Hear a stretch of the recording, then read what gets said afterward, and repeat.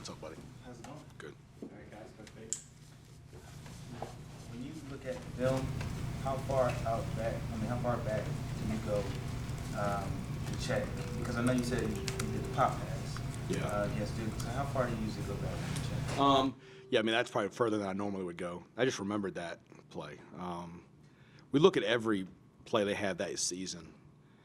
You know, so like NC State, we've looked at every game they've played this year. And then we look at if they played us the year before, we look at that game. And then in the off season, kind of what we do is we kind of go through opponents that are similar, we think structurally to us on defense or similar ability-wise to us on defense, and we pull out like certain things that to prepare for the season, and then we go back and look at it as we're preparing for this year. So pretty good ways. Yeah. You missed your reference. I got you. I apologize. Yeah, my fault. We have a new OC though. How does that kind of affect, or the OC is now an app? How does that affect? So I think the structure of the offense is pretty similar. I mean, obviously it's a different play caller, and every play, like I've got things that I like that on certain situations that you know another defensive coordinator might not like. So you start to look at that. You know, I think it'd be a little bit harder if it had been the first or second game of the season. But now we've kind of seen them all year, so we kind of have an idea of kind of what they want to be and who they are and all those kind of things. So They play three quarterbacks. Are they pretty much the same regardless of the quarterback, like in how they approach their play calling? I think the first kid that played for him, I thought is a really talented kid, and they went away from him, and he was a little bit more of an RPO runner guy. So I think but since they kind of have, and they went to the Hockman kid second, and then the kid they're playing now. So I think the last two are very similar. I think one's left-handed, one's right-handed. Other than that, it's very similar. What defenses do you look at for structural similarities? Teams that are more 3-4, Virginia, Louisville now, teams that are going to present. It's really more run game stuff. The pass game kind of is the same most of the time. So you play a lot of guys on defense Saturday that maybe haven't played a lot this season, if not at all. How important is that for you kind of going into the offseason to be able to kind of evaluate those guys on film instead of just being able to base what you've seen in practice? Yeah, I mean, I think a challenge. I was proud of we put like Kyrie Jackson and Eugene Asante went in the second quarter, and part of it was we've wanted to play those guys. We just haven't had much of an opportunity. I mean, I felt like every play we've played other than the end of the Georgia Tech game has been life or death. So it was good to see though. I was proud of those guys going in. That we call it one and a half, right? They're not starters, but they should play. They're good enough to play. I thought they went in and did a good job. So I think for them to get live work, to get live tackling, was good. It was really good. In what ways has Ray Vahasek progressed since he got here? Especially considering the fact that I think he told us the other day he's only been able to lift weights during the season. There's a lot of different things he's been able to do here that he didn't do previously. Yeah, so I think him getting here late, Brian Hess has had a little more time to work with him. So I think he's physically a little better. And he's healthier. I mean, he hasn't played much. So I think now you're seeing a kid who's got ability, who we always thought had ability, who's now has improved, and we're more comfortable with him playing. And now he goes in, you see he plays really well. So Ray's going to be a really good player for us. I'm glad he's here. How'd you guys find him? He was here when I got here. The previous staff had been recruiting him, and I'm glad we were able to get him into school. He's a good player. That defensive line next year, I mean, you have to replace Crawford and Strobridge. Ray plays a role there. Who else needs to be impacted? Jalil, I think, has played really well the last two games.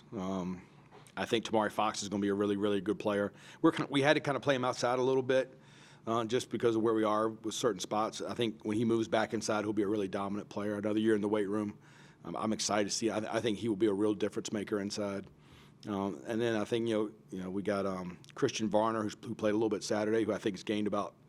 Looks like he's gained about 50 pounds since he got here. Yeah, he'll be an interior guy. So I think we've got some guys there that we think have a lot of ability, haven't played as much because of how much Aaron's played. That going forward will be good. Yeah, Jalil's gonna be a really good player. Move Strobridge out a little bit to end. Is that just because that's his natural position, or kind of NFL? So I think part of it was in pass protection. We were seeing people do things to him that inside are harder to counter. So when he's aligned inside and they start moving, double teaming and that kind of stuff, it's harder to manipulate that as a defensive coordinator. So I wanted to try and get him more one-on-one looks. And then just the way we align a lot of times he's lined up beside Tamon Fox. And so, like, we had our two best pass rushers, in my opinion, kind of beside each other. And so the protection was getting tilted there so much. And we kept trying to blitz it to get the protection away. And people were just like, we'll deal with the blitz. We're not going to let these two guys disrupt. And so part of it was to balance those two out. And then the other part of it was, when you start looking at who's playing the best for you, right? And when we thought Jalil and Ray were really coming along, maybe playing better than the DNs were playing, so let's move Jason out there and make that a position of real strength and see if we can get these other young guys that are improving and playing better in practice and doing a good job, more reps inside. So all of that was a factor. What was the decision to redshirt Chris Collins? Just you had other people there. Let's wait on Yeah, so I guess I didn't want him. I think Chris is really talented. And we went into the season thinking he would play more, and he kind of got hurt, and he kind of got hurt again. And I didn't want to look back this time of the year and say, man, Chris Collins was on punt return for 7 of the 12 games, and we wasted a year of his eligibility that way. So we kind of, after he had played 4, we kind of went to him and said, look, our thought process is going to be, we're not going to play you. We're going to travel you, and if somebody gets hurt and you have to go in, you got to go in. But at this point, we're trying to manage. A year from now, I think he's going to be a really important part of our defense. He'll be a rush outside linebacker. What did you like best about the way the defense played this month? I thought we communicated better. I think it started during the week. I think I did a better job giving them things they can handle. I think against Virginia and Pitt, I didn't do a very good job. I think we did a better job as a staff preparing them, giving them an easier game plan. And they communicated really well. And when we communicate, we're pretty good. Like, when we're aware of things, when we talk to each other, we're able to handle things. And I think we did a much better job Saturday with that. And I was proud to see that next tier of kids come in. I was proud to see Eugene and Kadri and Giovanni Biggers and some of these guys come in and play well, that haven't had a chance to play yet. So I think that was probably the two things I was happiest with. What has stood out to you on film about NC State's offense? I think the two receivers are really good, big, 3 and 88.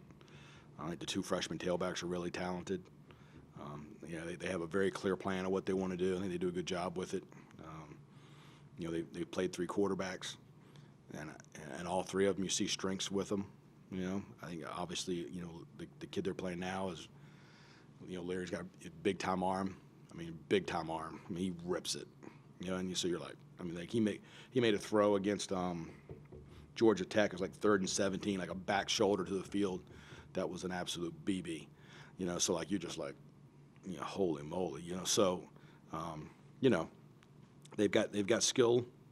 I think they're good up front. We got to find a way to try to cover them and not sacrifice so much in the run defense to covering them that we have a hard time stopping the run. So I think that's going to be the challenge for us this week. You obviously cover a big rivalry game with the Army-Navy game. What's your take on embracing rivalry games for your players? Yeah, it's rivalry for a reason, right? This is the one that everybody wants you to win. So we've told our kids all. I've watched them almost every Friday. I feel like I kind of learned this lesson at Army getting ready for Navy. It was like if I waited until the end, and Army-Navy is like a bowl game. You have like 3 weeks, but I felt like when I every couple weeks watched them and kind of saw what they were doing and how the offense was progressing, when it came time to go play them that week, I had a really good in my mind, how they were trying to attack people and how the offense had morphed. Because we're a little bit different on defense right now than we were week 1, because you kind of morph as guys get hurt and guys start playing better and you start doing certain things better, and as opponents attack you and you start to see your weaknesses. So I think if you wait till the Sunday before to start watching them, you're behind a little bit. So we were pretty well prepared, and some of the stuff we did, we didn't tell our kids this, but some of the stuff we've been practicing the last few weeks has been in preparation for this game. So I think our kids they'll be ready to go. You watch as a staff on Friday? No, just me. Yeah, I just buzzed through it. We got an analyst named Preston Mason who's really smart, who he's been working on them all year. So he kind of comes to me with, hey, look, this is some of the things they did different. And so we're kind of, throughout the year, working on them a little bit. It's a good one, Tidbit. Thanks. Anything for you? How have you had to manage emotions at all with your guys yet, based on, I guess, kind of what happened last year and what's happened in the past few years with this rivalry? I haven't talked about it yet. So, no, so far it's been fine. I'll see how they are on Tuesday. But I think they want to win. And they want to win. They know it's at stake. They want to win. They're going to play really well. Anything else? Favorite Thanksgiving dish? I'm kind of a stuffing guy. Yeah, kind of a stuffing guy. It's kind of how I roll. Anything else? Thanks, guys. Thanks.